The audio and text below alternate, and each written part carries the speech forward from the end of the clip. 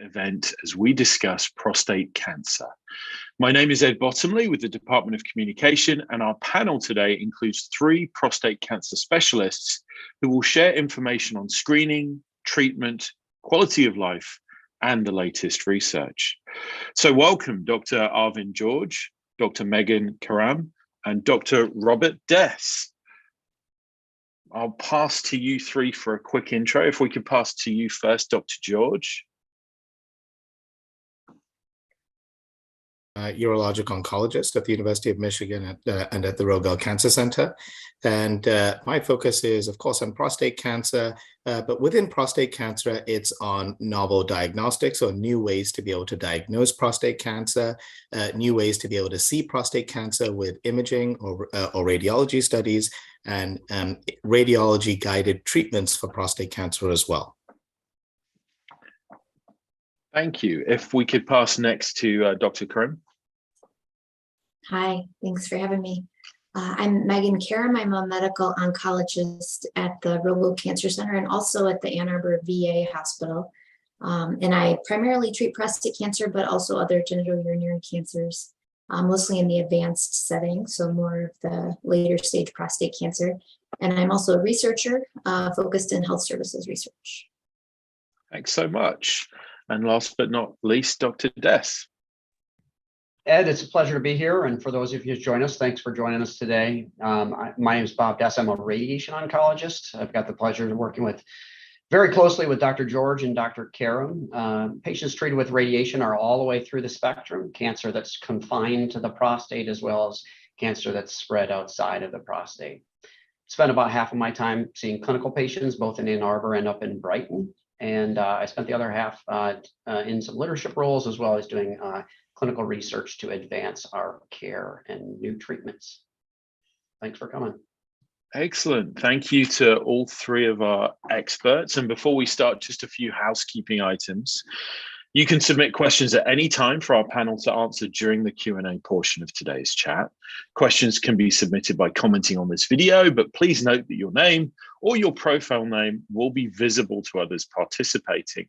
If you prefer a more anonymous option, you can also send a private message to us via the relevant social channel that you're viewing this on.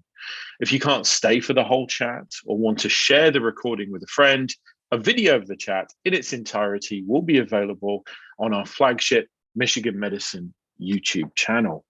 So now on to the questions. Let us start with diagnosis and treatment. Let's start with our first question. How is prostate cancer diagnosed? So prostate cancer is diagnosed largely now with a blood test called PSA, which is prostate-specific antigen. And that's been around for since the late 80s. Prior to that, it was with a prostate exam. And while the prostate exam is still routinely used, largely it's this blood test. And if it has a number that's elevated, it prompts the need for further investigation, and that's generally going to be either a prostate MRI to look more closely at the prostate. There are additional blood tests that can be done, urine tests, but typically a biopsy of the prostate would be the next step. Thanks so much. I don't know if either of you, the other 2, want to add anything to that, or we can move on to our next question. Let's move on to our next question. Under diagnosis and treatment, is a blood test the only way to detect prostate cancer? Most of these patients come in through Dr. George's office or similarly through a urologist's office. Dr. George is right. Far and away the patients that I see, which tends to be after you've been diagnosed with prostate cancer, is through a blood test. But there are occasional times where you may have changes in urinary symptoms or an examination that's done in the primary care's office that triggers a referral to a urologist. But almost always there's a component of the blood test of a PSA followed by imaging, most commonly an MRI. And I'd like to add to that in that a PSA or the blood test is not how necessarily that prostate cancer is diagnosed, but rather gives us an indication or the likelihood that prostate cancer may or may not be present. And PSA, I think, is, or that blood test is the workhorse of being able to give us that signal. But ultimately, it's a prostate biopsy where a pathologist can actually see samples of tissue and say, yes, this is definitely cancer, or no, this is inflammation within the prostate or some other entity. But there are some other tests that are available that can help give us that signal as well. There are other blood tests such as the 4K score. There are urine tests such as the Select MDX, which happens after a prostate exam. There is a test that was developed at the University of Michigan itself called the My Prostate Score, or MPS test, which takes a look at urine samples to be able to, and combines various factors to be able to give you a risk of the likelihood of prostate cancer. All of these, however, will ultimately direct you to a biopsy for a final diagnosis of prostate cancer. And I just want to add to what Dr. George said. I think the reason the biopsy is so important is what he was alluding to also, is you can have an elevated PSA for many other reasons besides prostate cancer. So an elevated PSA over the normal range is not necessarily prostate cancer. You really do need that biopsy for confirmation. Thank you. Thank you all three for that. And that kind of nicely brings me on to my next question, which is what is considered a high PSA? And maybe we can reiterate what you just mentioned, Dr. Caram, which is, that might not necessarily lead to a prostate cancer diagnosis. So back to that question, sorry, what is considered a high PSA? Yeah, so in general, an elevated or high PSA is considered a PSA above 4, but it needs to be taken in the context of a number of other factors. So as Dr. Caram mentioned, there are so many other causes for an elevated PSA. It could be an enlarged prostate, for example. It could be, your PSA can rise after sexual activity. It can rise after a prostate exam, with inflammation of the prostate, with a urinary tract infection. There are many reasons that a PSA can be elevated. And so when we look at a PSA, we don't look at a single value in isolation, but rather we look at it in the context of everything else that's going on with a man or a patient. And then that's how we make the determination. And the other thing is that PSAs can vary based on age. And we do have what we call age-specific PSAs. We do know that a man's PSA will rise as they get older.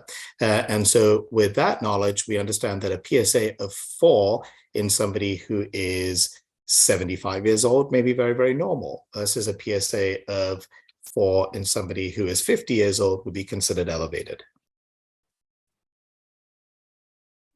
Thank you all three for that. My next question for you reads, what is a Gleason score? So I think multiple of us will weigh in on this, but ultimately, the Gleason score is named after Dr. Gleason.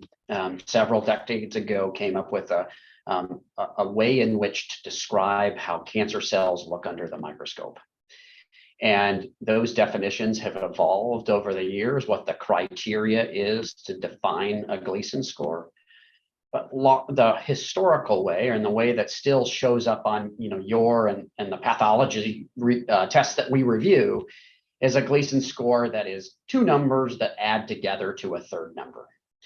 And so that third number, which is the sum of 2 numbers, ranges between 6, 7, 8, 9, and 10. And you would ask that perhaps, why didn't you start with 1, 2, 3, 4, 5? And so there's some degree of historical stickiness to the way that we've defined our terms.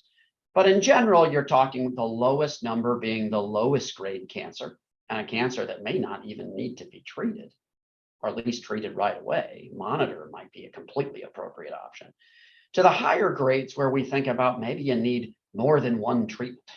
And so it's the backbone of diagnosing, do you have cancer or not? And it's also a way of giving an idea if we can match the treatment intensity with the aggressiveness of the cancer. And so maybe I'll leave it to my colleagues to explain what has been historically a complicated term for the last 4 decades, but that's my take on it. Yeah, I agree with Dr. Des. How I generally tend to explain it is very similar. It is how prostate glands appear underneath the microscope. And there are 5 Gleason patterns from 1 to 5. 1 being a completely normal, well-formed, healthy prostate gland. And 5 being really disorganized, abnormal, really funky looking prostate gland. And as the numbers rise, they get to Gleason 5. And so the first number that's assigned in an equation that you oftentimes see in a pathology report is what is the most predominant pattern that the pathologist will see when they look underneath the microscope. So if we take a sample of the prostate and we give it to a pathologist, they look at it under the microscope and they say, oh, I see lots and lots of pattern 3 here. That would be assigned the first number. If they do see another pattern, they would report that. If they see a little bit of pattern 4, that will become the second number. So the first number is the most predominant pattern. The second number is the second most common pattern. You add those together, and that gives you your overall Gleason sum or your overall Gleason score. And anything below 6 is not even considered prostate cancer, and oftentimes the pathologist will not even report it. And then the higher the number that you have, the more aggressive a prostate cancer is considered.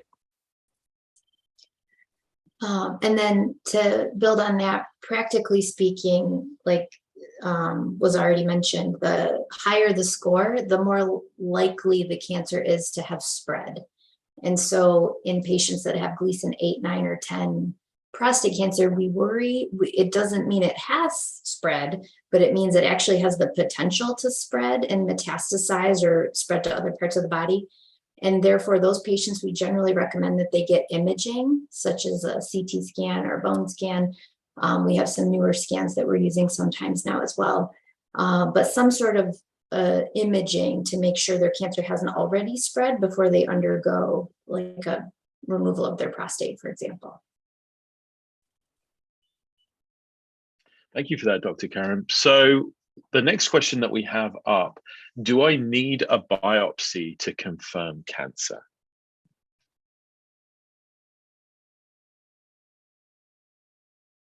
Biopsy. And for the reasons that we mentioned before, a lot of the blood tests, they just tell us whether or not you're more likely or less likely to have cancer. It doesn't 100% tell you that you are likely to have cancer.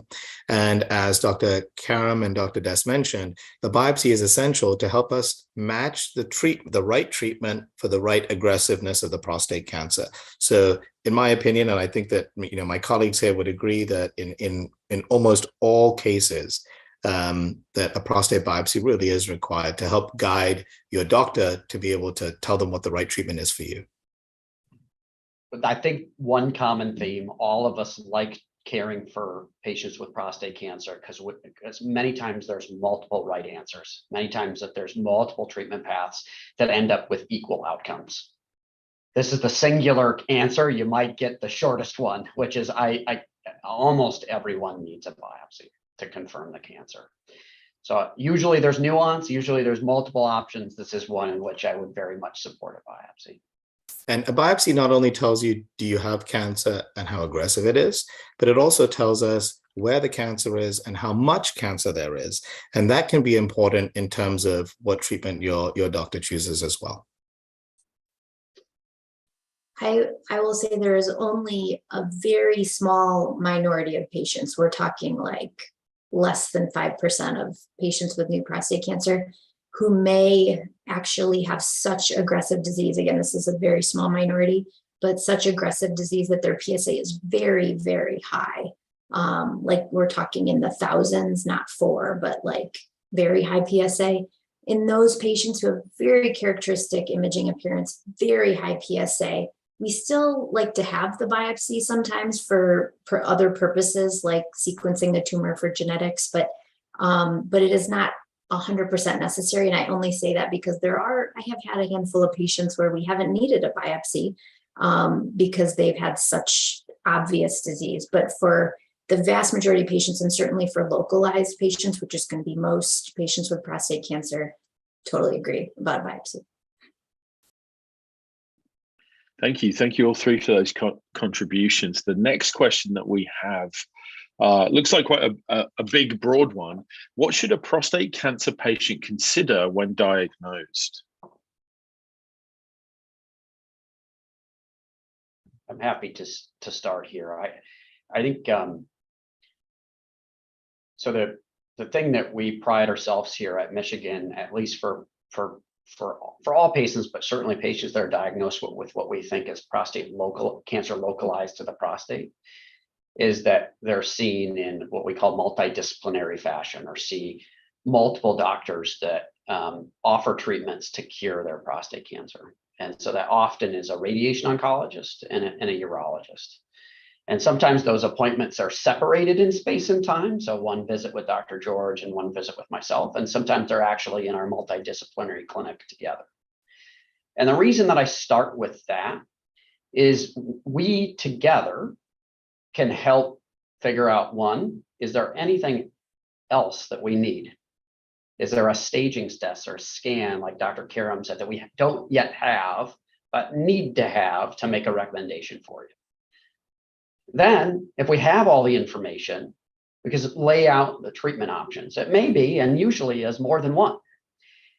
And our job is to help you make a decision, and help you make a decision that's consistent with your values, help you make a decision that's consistent with what you view is important, what your family views is important, and give you the ability, certainly give you our recommendations. We're going to weigh into the pros and cons of different treatment options, but give you the ability to make a decision for yourself.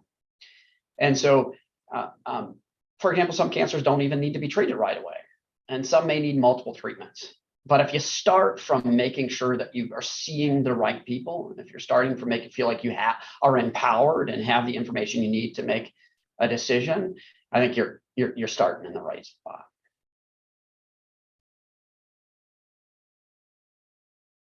Options that are available to you. And that's where it can become difficult to be able to pick which is the right treatment for you.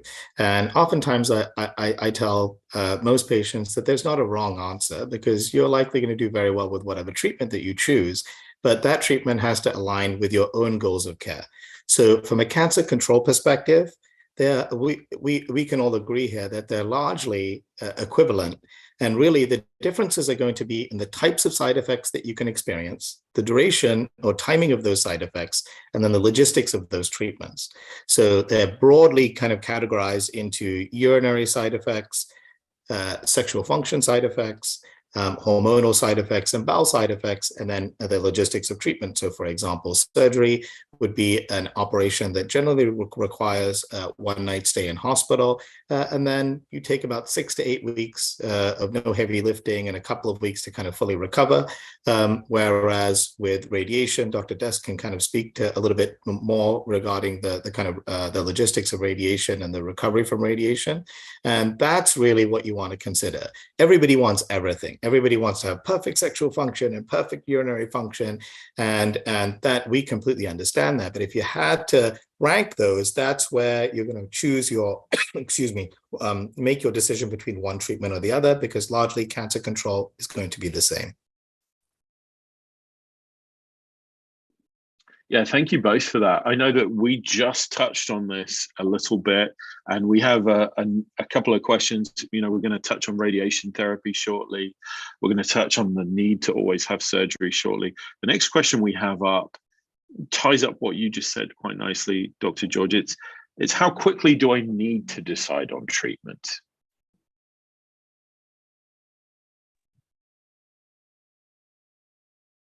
A lot on your biopsy results and how aggressive your prostate cancer is. In some cases, as mentioned before, you don't need any sort of immediate treatment. And that doesn't mean that we ignore it and it's out of sight, out of mind, but we do need to follow it carefully to make sure that it doesn't change and does warrant some sort of treatment in the future.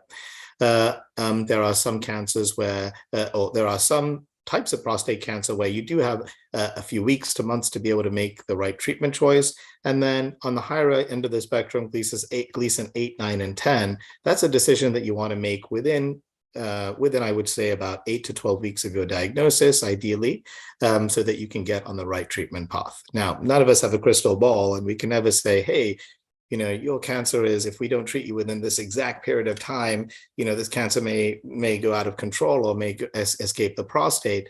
So in general, the principle is making the decision sooner is going to be better, so that we can get you on the right track.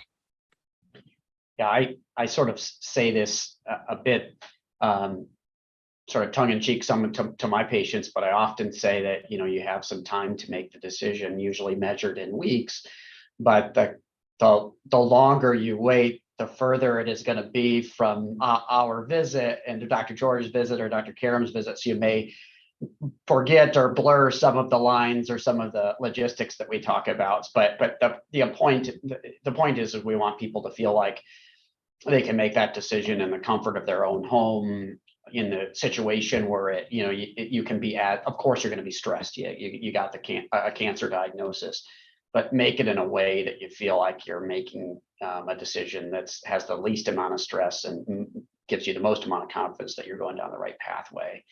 And even in the more aggressive cancers, we still say, take a few days, takes your weeks to figure out what the right thing is for you and then proceed.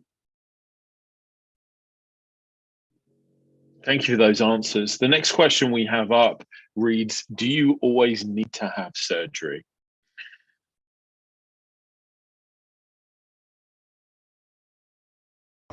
You don't always need to have surgery. And again, it really boils down to what is most important to you. And with surgery, we have really a higher impact on sexual function than the other treatments that are available, and that's really been well established. We have a significant effect on short-term urinary function, or shorter within the first year of treatment. And so those are really important considerations, and that really depends on not just what's important to you, but what may be appropriate for your standard of living. So for example, I have patients who may, do a lot of rock climbing. They're always straining their bellies, they're always straining their muscles. So for them, leakage could be a bigger concern. I have some other men who are truck drivers, and for them, having irritative urinary symptoms or bowel symptoms where they may have to go to the bathroom can be really challenging because they're not able to stop on the side of the road. They may not have adequate access to a bathroom. And so for them, one treatment may be better than the other. So it really is very, very patient specific. And I always get the question, Doc, if this was you, what would you do? And that's such a difficult question to answer because what is important to me can be very different than what is important to the person sitting in front of me. Credit to our urology team here at Michigan, as I feel like we have fully embraced multidisciplinary care, and that many men choose radiation, many men choose surgery, and that given they're both offering equal chances of curing the cancer, even chances of making the cancer in remission, it's just really understanding the value set. And there are men that really feel better with a surgical approach. And I'm going to be their cheerleader. I'm going to say, Dr. George is a fantastic surgeon, go down that pathway. So vice versa, there may be a person who's terrified or just not interested in undergoing anesthesia or surgery. And Dr. George is going to encourage it to see a radiation oncologist that we work well together.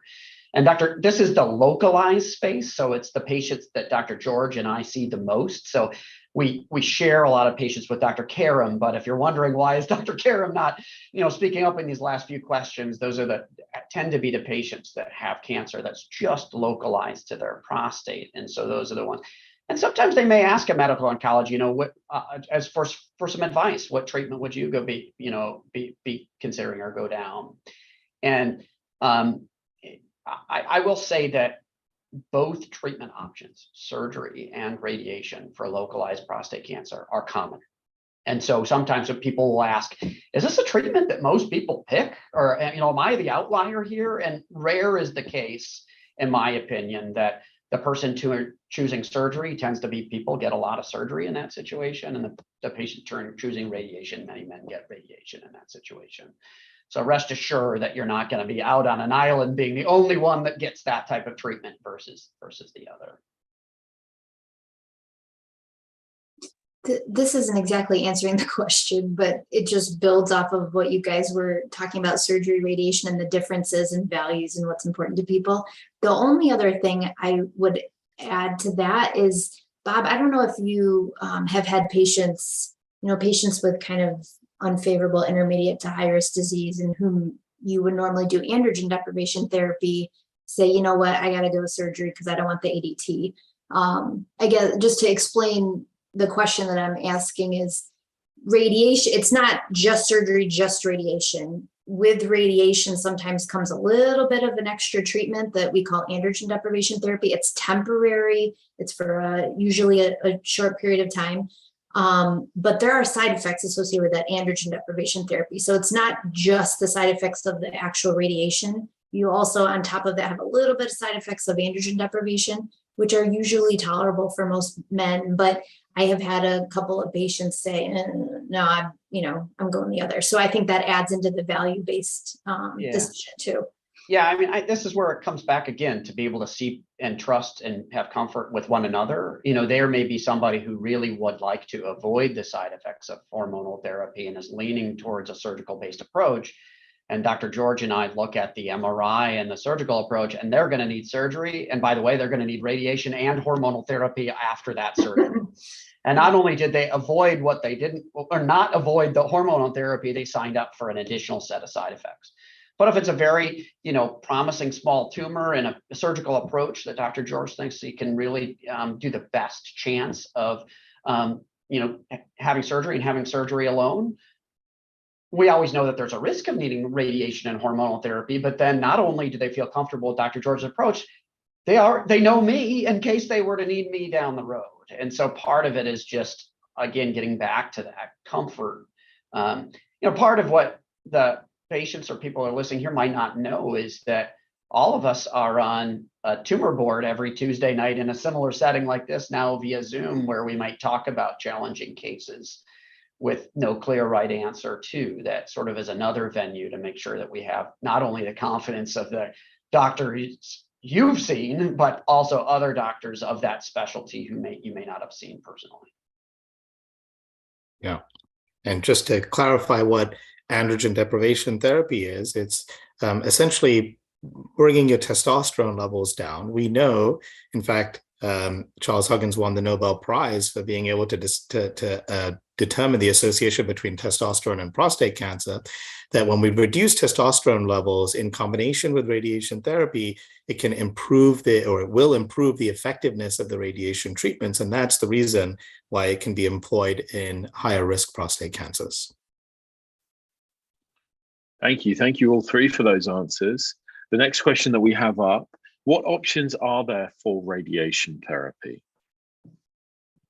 This is where we should ask Dr. George to see how much we actually work together that he can answer my questions. But the way that you can break down radiation therapy is, first of all, it's often aimed at the prostate to sort of clear simple things. And then two main radiation modalities. You can think about high energy X-rays from the outside. That's what we call external beam radiation. It's the most common type of radiation that's used.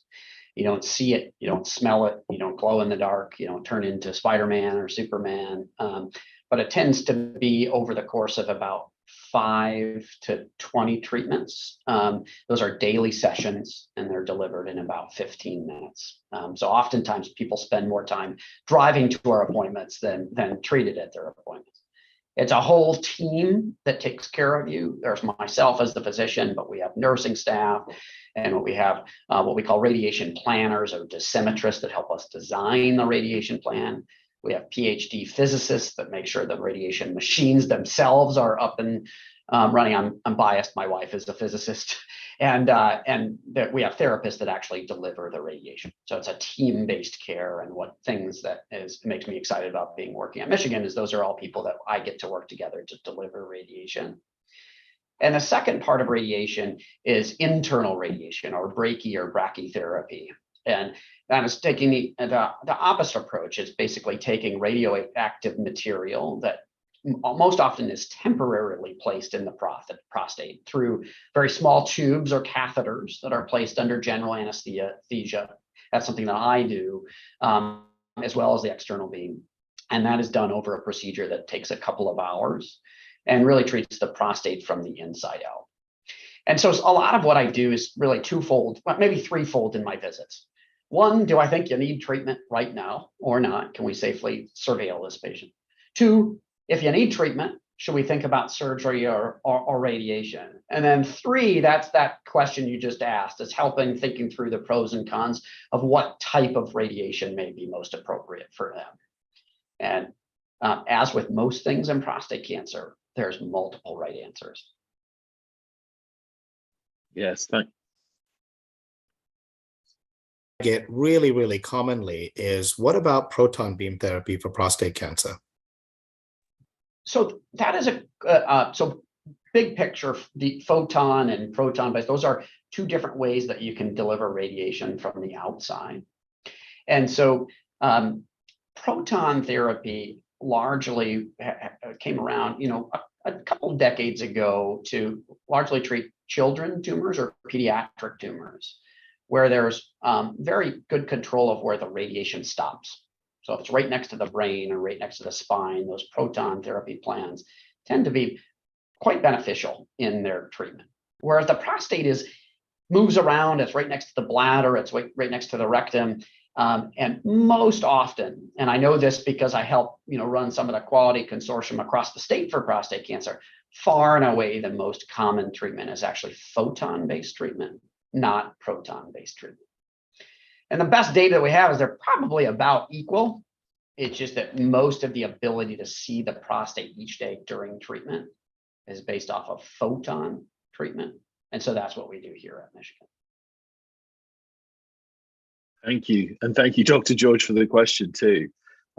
Next question we have up, and a lot of these I think we've touched on, but definitely worth reiterating when these questions come up. Could you talk about how imaging is playing a part in detection and in treatment?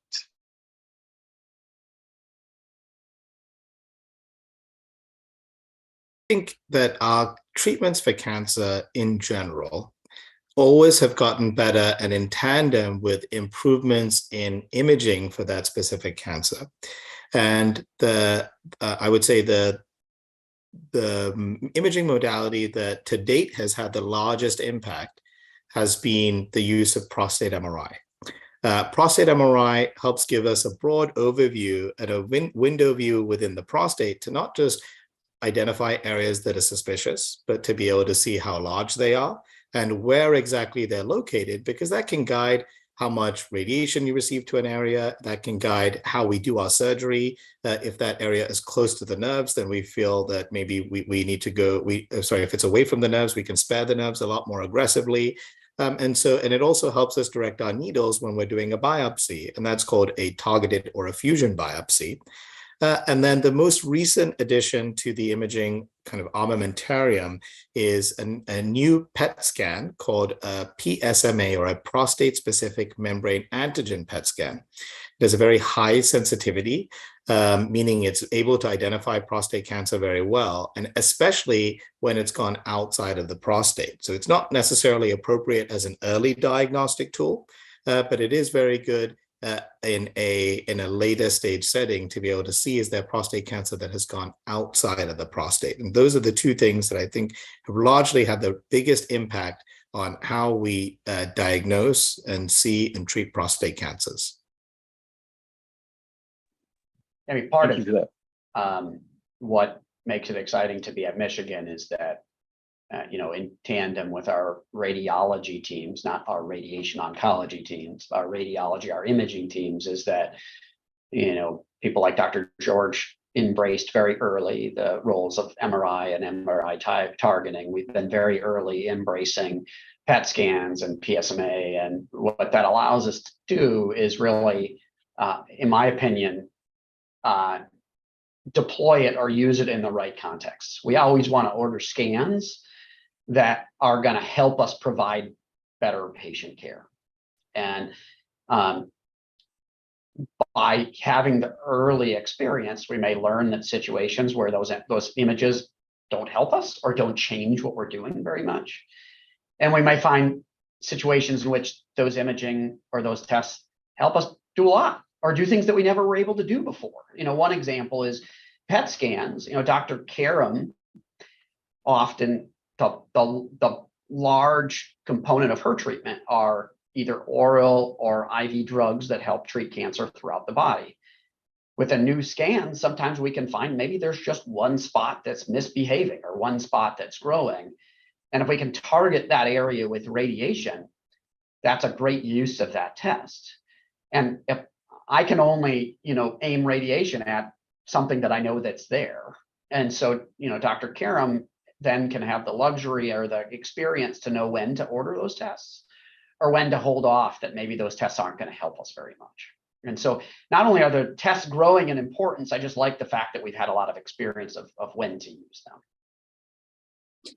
them. And then, just touching, and Arvin, correct me if I'm wrong, but for getting back to the MRI, I think prostate MRI is one of those imaging examples where it's really impacted not just diagnosis, treatment, but it impacts outcomes. So patients who get MRI, it's very important that you have access to a prostate MRI if you're going to be diagnosed with prostate cancer and go on to treatment.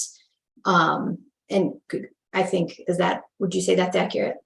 Yeah, I would. I think that we're starting to see the relationship between MRIs and outcomes, and there are multiple studies that have demonstrated a benefit in that space. So you are absolutely correct. So it's high quality care getting that MRI. So it's important that, you make sure that that's happening, especially people in the community. But when it comes to the only thing, I think I agree with what was said about PET scans. It's really exciting. And this new test is more sensitive than our old test that we had.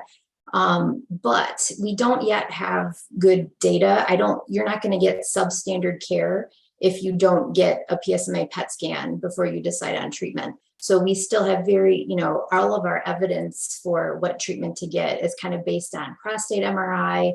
And then if you have high risk disease, getting a CT or bone scan or PET scan. But, one of those tests, you don't need a PET scan, and they're not readily available to everyone.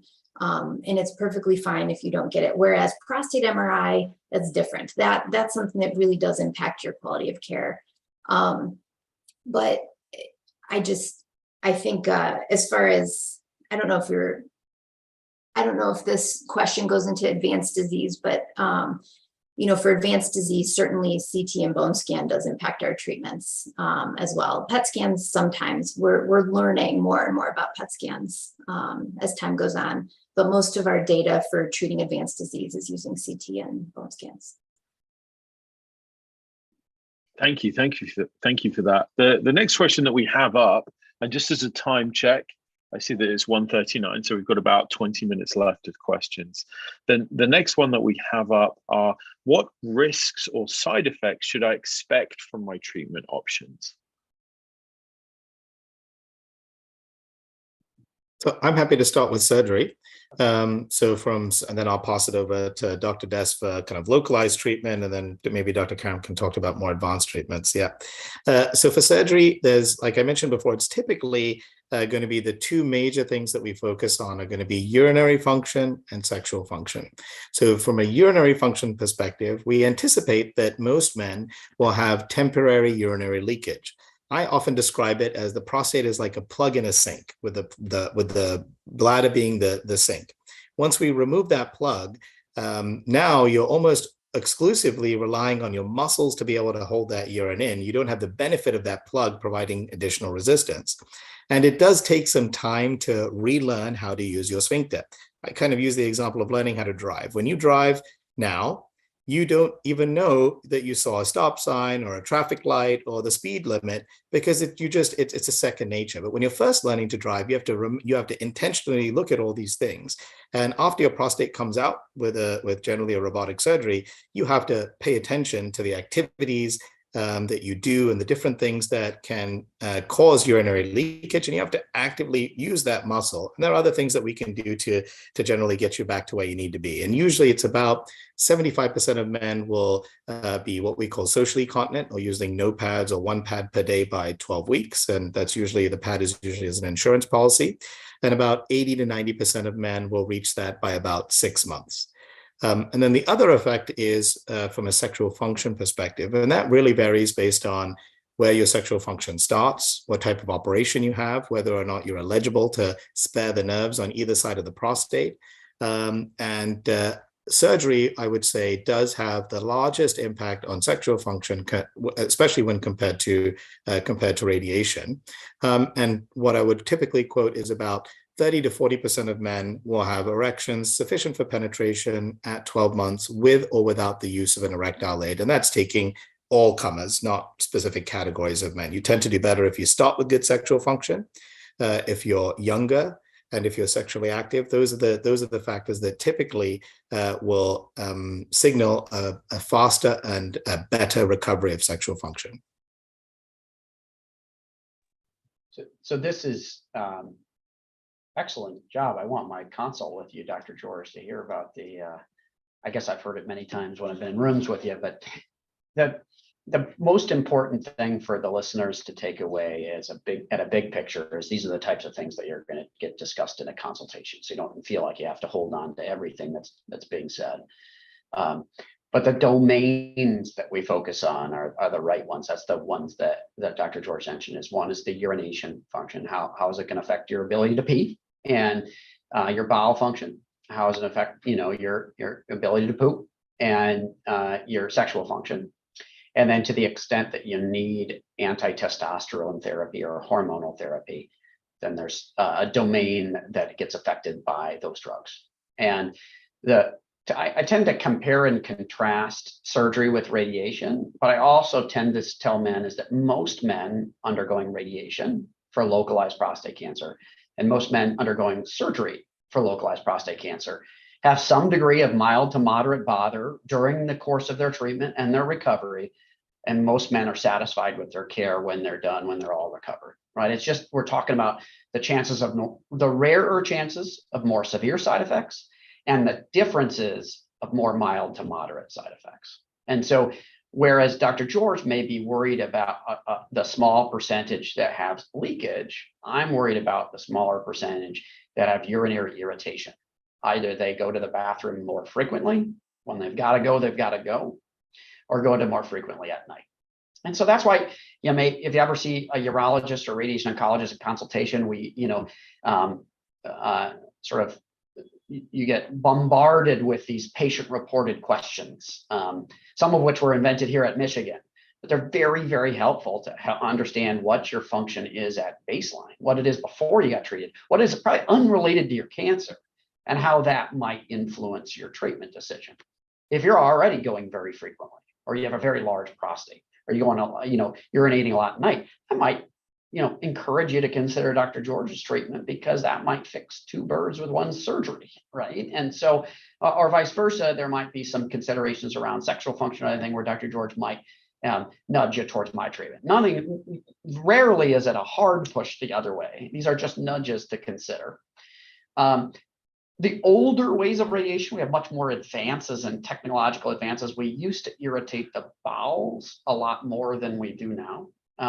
We have tools that Dr. George helps us with, places called gel spacers that can give us some separation between the prostate and the rectum that really help prevent a lot of the bowel side effects. And of course, the hormonal side effects sometimes are needed with radiation, sometimes they're not. And maybe I can save that for Dr. Caram, because she can cover a bit of what I do and also what she does. Sure. I've been trying, as you guys were talking about, trying to think about how to compartmentalize this, because I don't want to go through, I don't know if it makes sense to go through all the treatments and all their side effects. So as I mentioned earlier, I do tend to treat more advanced patients where the cancer has either come back after you've had surgery or radiation, which is a minority of patients, or it started off. But either way, generally it's advanced and more, we call it metastatic or stage 4. But because in stage 4 cancer tend to use a lot of this androgen deprivation therapy, I probably see its side effects a little bit more than Dr. George and Dr. Dess, who, Dr. Dess uses it temporarily.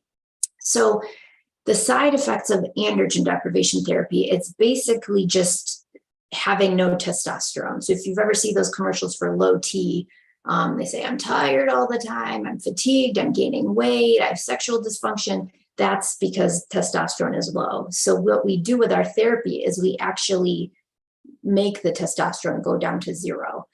And when that happens, you can have, it's quite common to have some fatigue. It's common to have hot flashes. You can also have, it's very common to have sexual dysfunction. Some other things that are, you might not notice, but we notice is, your increased risk of bone loss and osteoporosis.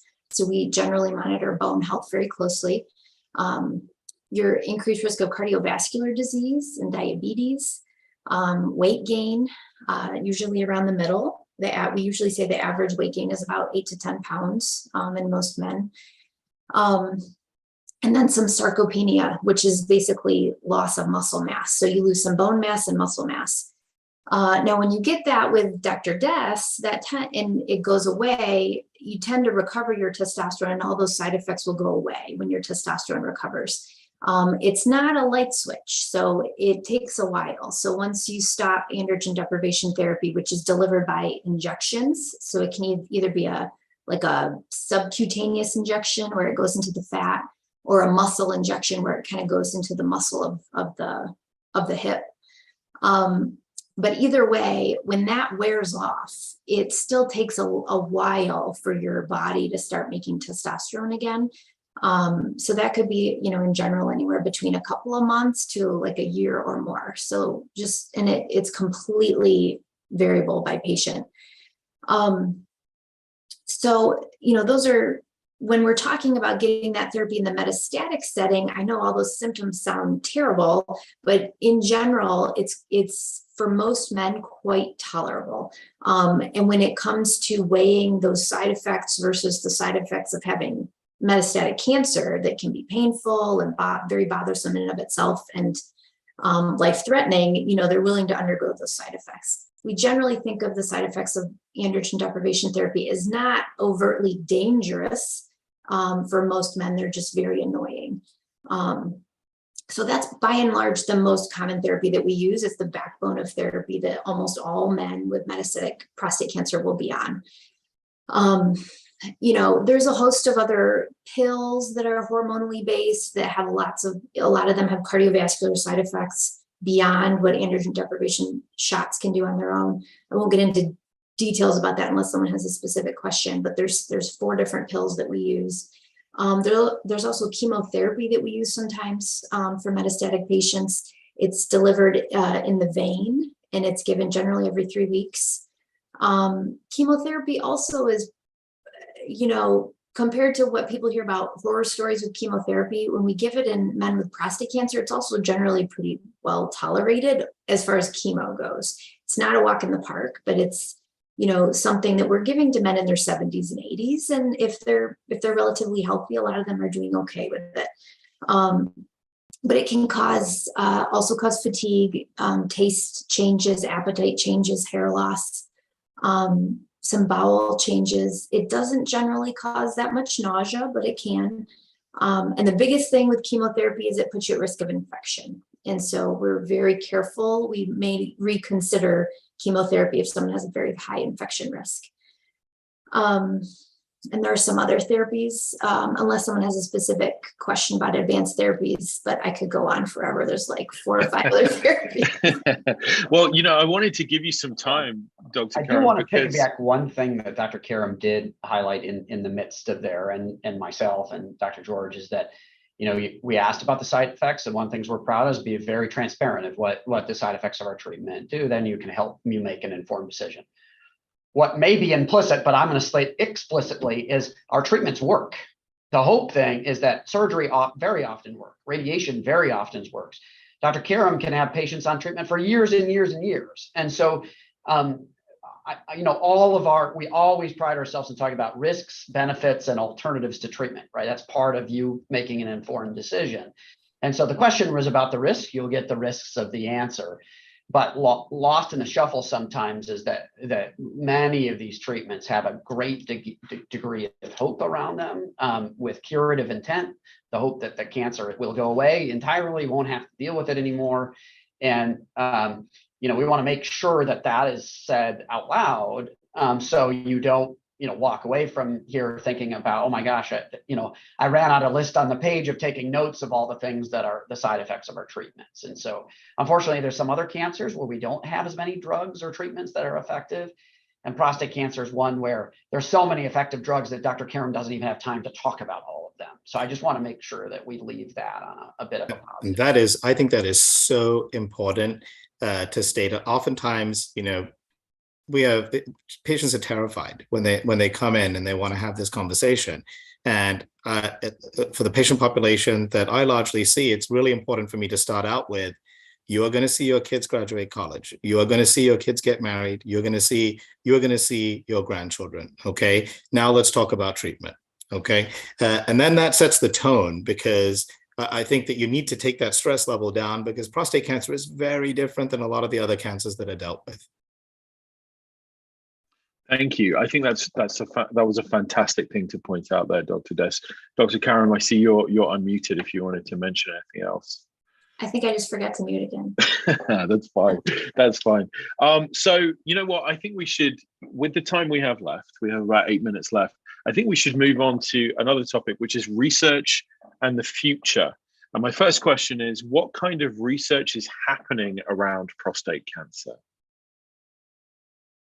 Maybe I'll take a brief stab.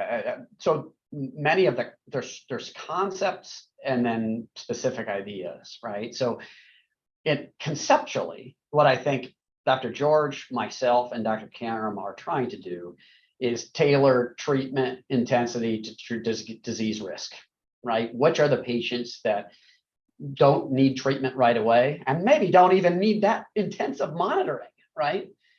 And which are the patients that our current standard therapies are either not enough, or not the right type, or not in the right order, or not in the right combination. And so, you can imagine you can ask radiation specific questions. What am I aiming at? When am I aiming at? How much am I aiming it at? And so we have many clinical trials here open addressing those questions. You can combine those with drugs. You can combine those with surgery. We ask the questions of specific ideas. But I wanted to start that I think prostate cancer is the unique disease site, or one of the few unique disease sites, that we're both over treating people and under treating people. And so we're just trying to figure out which patients fit in which buckets.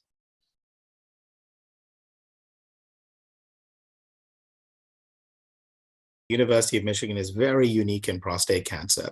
I arguably, of course, we are all of us here, we are at the University of Michigan, but I think that there are many people who would agree with us that certainly within the top 4, but I would say that we are arguably the #1 prostate cancer center in the country for a number of reasons, because we have we always employ a team-based approach. We have access to cutting-edge technologies in clinical trials that may not be accessible outside of an academic setting. That's not to say that you cannot get wonderful and appropriate care in the community.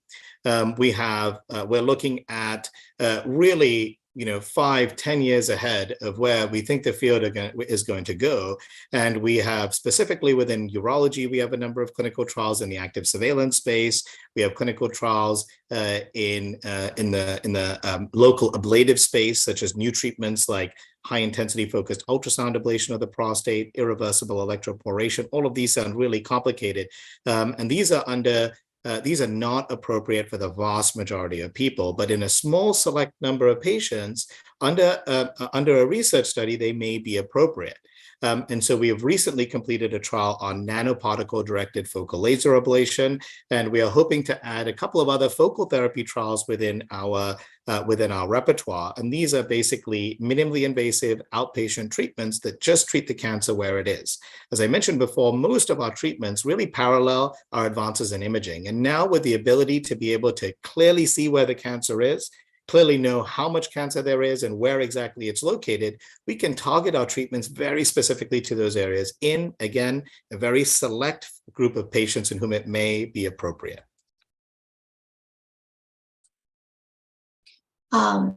So I think as a medical oncologist at the Rogal Cancer Center, I have to point out all, our amazing clinical research team. So there's a lot of different trials for patients who have metastatic disease and for localized disease as well.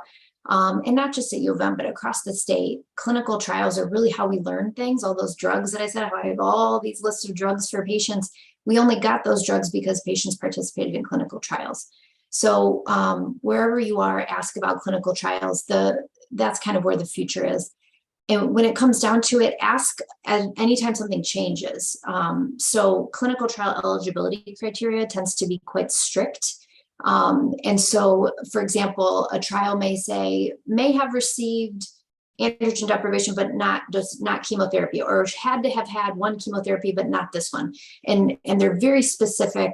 Some have specific next generation sequencing requirements. And so we didn't really even have a chance to touch on next generation sequencing, but that's where we look at the genetics of the tumor and try to tailor therapies for the genetics of the individual tumor. So, we have trials that are specific for that. So anytime, just ask your physician about clinical trials. And if they don't have one available, say, hey, what about your colleagues, or can I go to U of M, or and see if they have a clinical trial for me. So I have to do a plug for that. And then, my research, so I had to do clinical trial research, but my research tends to focus on access to care. And I'm a health services researcher, and, trying to make sure that all these wonderful therapies that we have out there and all this new technology is actually getting to people equitably, which is not the case most of the time. And so, I think that's kind of where the future is going as well, is how are we actually making all these wonderful new things available to the average person that's out there. Don't hesitate to ask your doctor about financial toxicity and things like that. How much is this going to cost me? Generally, that's most important when it comes to these big tests like PSMA PET scans, sometimes have high out-of-pocket costs. And then our oral therapies that we use for advanced prostate cancer sometimes have high out-of-pocket costs. So ask your physician about that. And if I'm going to say one more thing, a lot of patients with prostate cancer out there right now may be Vietnam veterans. So if, they tend to, or not even Vietnam veterans, but just veterans in general, don't forget about your VA, especially if you're having any financial toxicity or issues. The VA is also doing clinical trials and has things sometimes much more affordable for you. But that's my future, I guess. Well, you know what? I think we can squeeze one more question in. And thank you for that answer, Dr. Caram. My last question, are there new, less invasive treatment options for prostate cancer available or perhaps on the horizon?